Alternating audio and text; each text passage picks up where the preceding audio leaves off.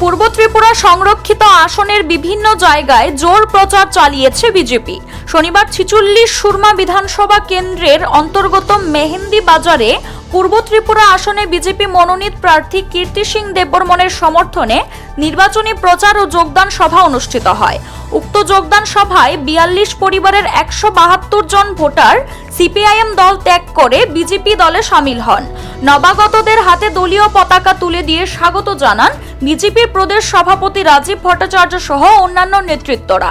প্রদেশ সভাপতি ছাড়াও এদিনের নির্বাচনী সভায় উপস্থিত ছিলেন সাধারণ সম্পাদক বিপিন দেববর্মা, সুরমা বিধানসভা কেন্দ্রের বিধায়িকা স্বপ্না দাস পাল, তিপ্রামথা জেলা সহসভাপতি নরেন চন্দ্র দেববর্মা, বিজেপি ধলাই জেলা সভাপতি প্রতিরাম ত্রিপুরা সহ অন্যান্যরা। প্রসঙ্গত আগামী 26 এপ্রিল ভোট হবে পূর্ব ত্রিপুরা আসনে।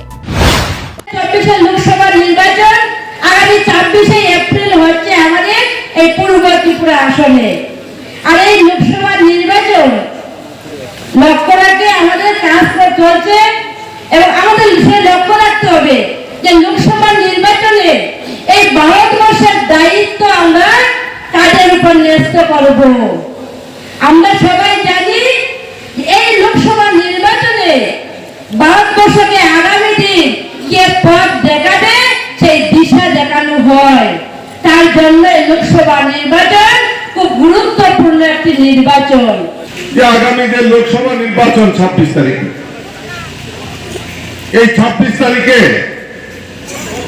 আমরা এই ত্রিপুরা রাজ্যে রাজ পরিবারের কন্যা কীর্তি দেবী দেববর্মাকে আমরা এই কেন্দ্র থেকে প্রার্থী করেছি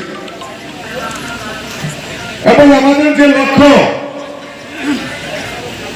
যে আমরা এই আমাদের দেশের যশস্বী প্রধানমন্ত্রী নরেন্দ্র মোদীজিকে আমরা দেশের প্রধানমন্ত্রী বানাতে চাই। আমি মনে করি যে 22 জানুয়ারির পর আমাদের রাষ্ট্র নেতা আমাদের দেশের যশস্বী প্রধানমন্ত্রী তৃতীয়বারের মতো প্রধানমন্ত্রী হয়ে গেছে। CRI TV, channel for news and entertainment.